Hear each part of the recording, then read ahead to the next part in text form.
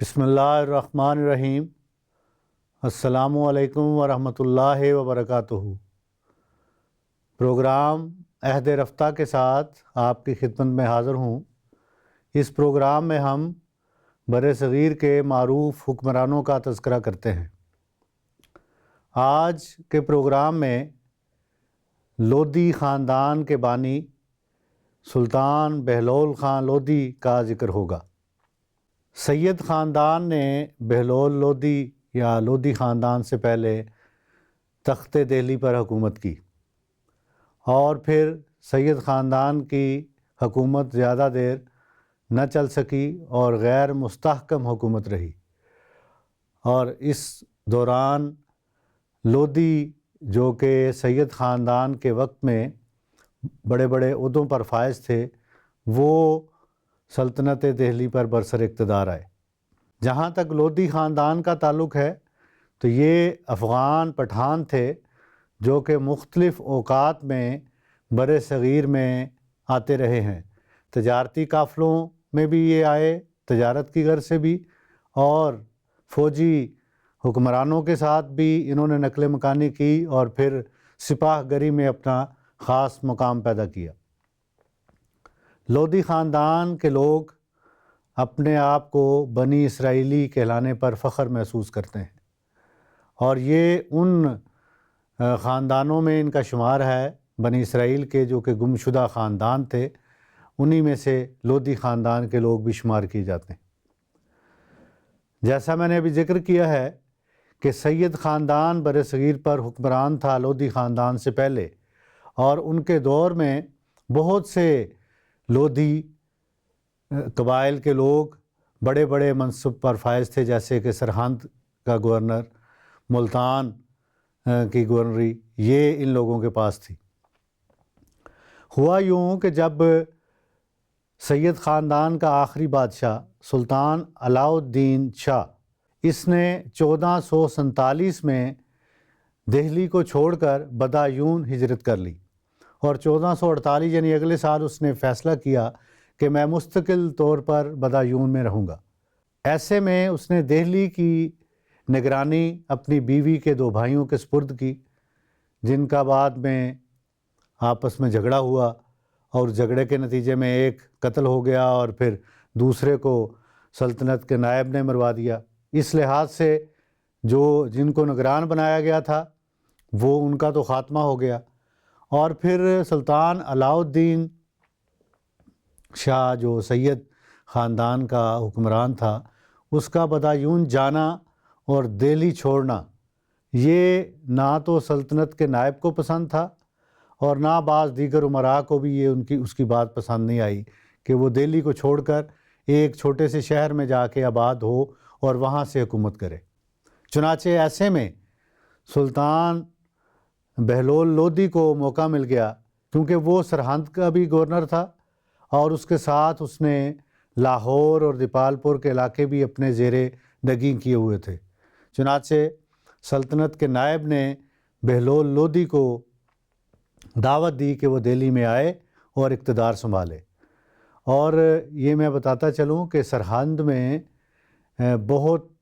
طاقت کے ساتھ بہلول لودھی موجود تھا، اور ہزاروں کی تعداد میں لودھی خاندان کے لوگ اس کی عسکری جو اس ونگ تھا، جو فوج تھی، اس میں شامل تھے۔ اس لحاظ سے وہ اپنی صلاحیتیں منوا چکا تھا، اور سرہند میں جب یہ گورنر تھا تو اس سے پہلے وہاں اس کا چچا اسلام خان گورنر تھا۔ بچپن میں ہی اس کا والد بہلول لودھی کا والد ملک کالا خان کی وفات ہو گئی، اور یہ ملتان سے اپنے چچا اسلام خان کے پاس آ گیا، اور اس کی جو غیر معمولی صلاحیتیں تھیں اس کو دیکھتے ہوئے اسلام خان نے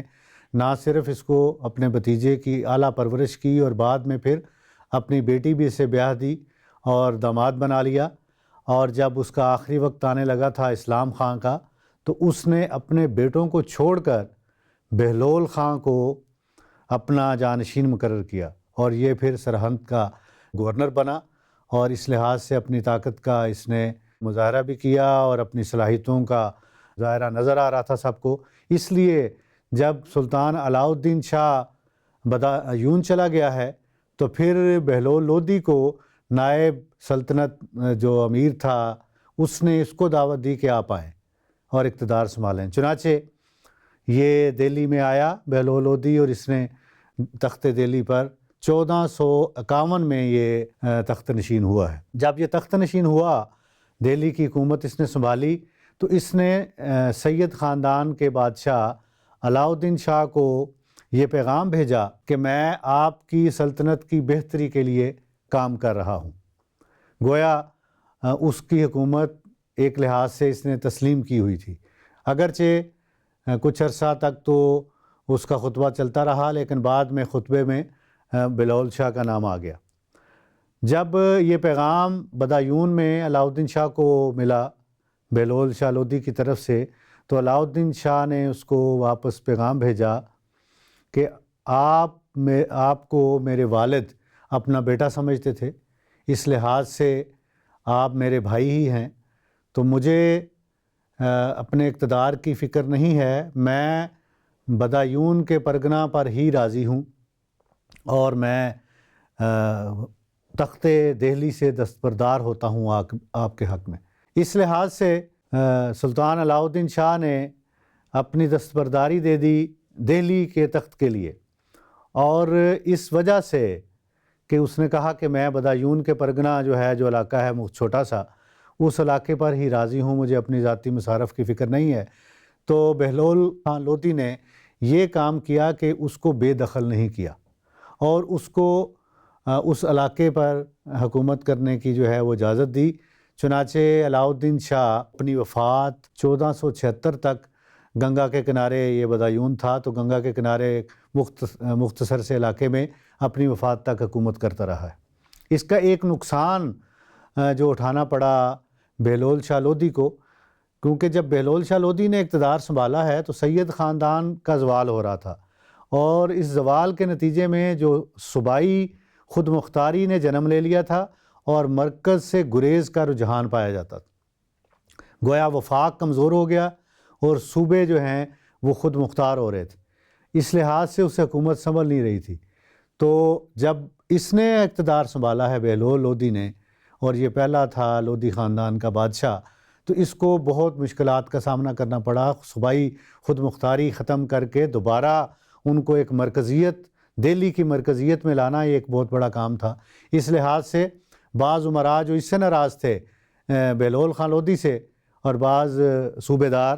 وہ علاؤ الدین شاہ کو اپنا بادشاہ بھی سمجھنے لگ گئے تھے کہ بدایون میں جو حکومت چل رہی ہے ہم اس کے تابع ہیں۔ لیکن بڑی ہمت کے ساتھ اور کوشش کے ساتھ بہلول خان لودھی نے دہلی سلطنت کی جو استحکام ہے اس کو برقرار رکھا، اور 26 سالہ جنگ تو اس نے شرقی حکومت جو کہ جونپور میں تھی اس کے خاتمے کے لیے کیا، اس کے ساتھ جنگ لڑی۔ اس کے بعد پھر اس نے لاہور بھی، دیپالپور، گوالیار اور بھی کئی علاقے جو ہیں ان کو زیر نگین کر کے اپنی حکومت میں شامل کیا۔ تو سب سے بڑے چیلنجز جو بہلول لودھی کو آئے ہیں وہ یہی ہیں کہ جو کمزور حکومت تھی اس کو دوبارہ مرکزیت میں لانے میں، دہلی کے تابع کرنے میں کافی وقت گزرا ہے۔ جہاں تک اس کی ذات کا تعلق ہے تو بہلول خان لودھی جو ہے، اس کے بارے میں تاریخ نویسوں نے لکھا ہے کہ یہ خود بہت ہی انصاف پسند، منصف مزاج اور منکسر المزاج آدمی تھا، اور اس کو ایک مشکل یہ بھی درپیش تھی کہ یہ چونکہ افغان تھا، پٹھان قوم کی بعض اپنی روایات ہیں، اور جب کہتے ہیں کہ اس نے دہلی انہی روایات کو برقرار رکھنا ہندوستان کی حکومت کے تحت، یہ بھی ایک مشکل امر تھا، لیکن اس نے بڑی حکمت کے ساتھ افغانوں کو بھی خوش رکھا، ان روایات کو بھی برقرار رکھا، اور دہلی کی حکومت کو بھی اس نے مضبوط کیا۔ جب اس نے کہتے ہیں اقتدار سنبھالا ہے دہلی میں، تو اس وقت جو خزانہ تھا اس پہ قبضہ کرنے کی بجائے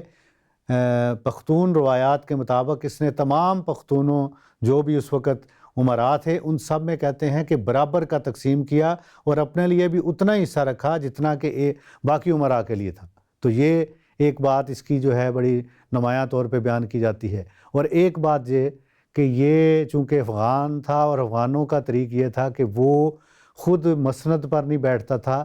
امراء کی موجودگی میں، وہ سب لوگ قالین پر بیٹھا کرتے تھے۔ چنانچہ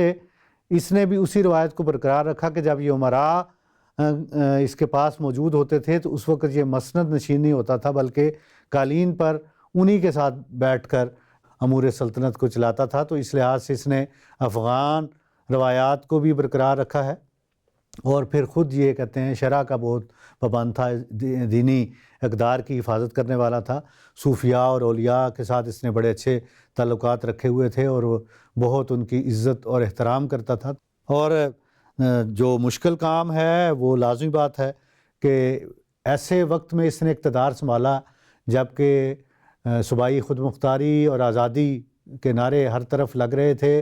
اور سید خاندان ایک چھوٹے سے علاقے میں محدود تھا۔ اس وقت اس نے دہلی کی شان و شوکت کو دوبارہ بحال کرنا شروع کیا، اور کئی سال اس کام میں لگے ہیں، اور 1489 میں اس کی وفات ہوئی ہے۔ تو اس لحاظ سے تقریباً 38 سال اس نے حکومت کی، اور ایک نئے خاندان یعنی لودھی خاندان کی حکومت کو پروان چڑھایا، اور پھر اس کی وفات کے بعد اس کا بیٹا سکندر خان لودھی جو ہے وہ برسر اقتدار آیا، اور پھر 75 سال تک تقریباً لودھی خاندان نے بر صغیر پر حکومت کی ہے، اور اس کا بانی جو ہے وہ بہلول خان لودھی تھا، جس کا تذکرہ کچھ احوال آپ کے سامنے بیان کیا گیا ہے کہ کس طرح انہوں نے اقتدار حاصل کیا ہے، اور کس طرح اس اپنے اقتدار کو مضبوط کیا اور دہلی کی شان و شوکت کو بحال کیا۔ اگلے پروگرام میں